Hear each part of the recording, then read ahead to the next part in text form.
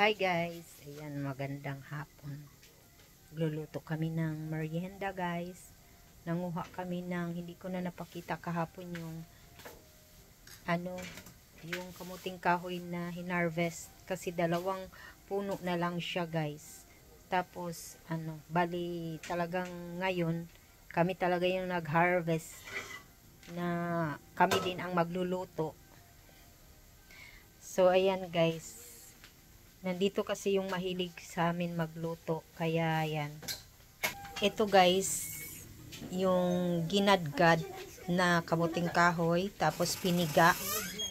Piniga siya. Tapos ngayon, ginawang bola-bola.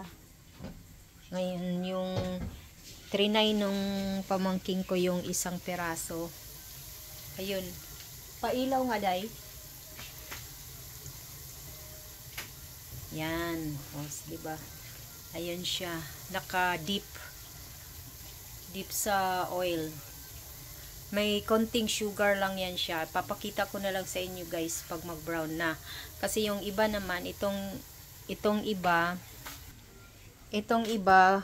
lalagyan daw niya ng cheese. Ito siguro, ito gagawin niyang cheese.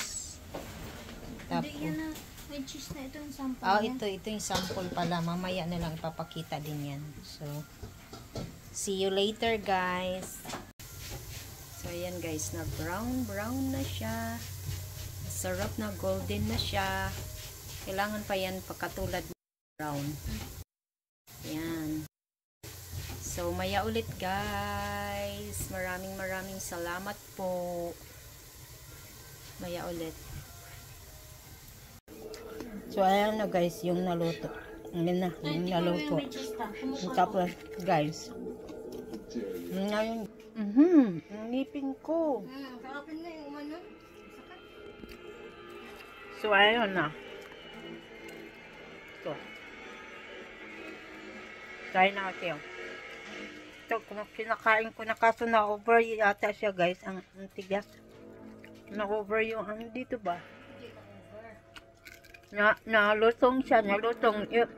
Masyadong matigas. Yung nabusok ba niya pagbutang ba?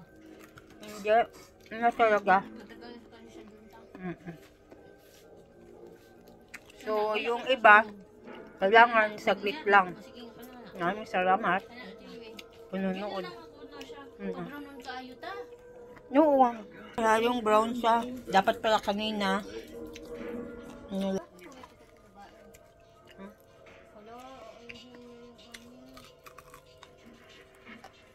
sarap. Kahit matigas.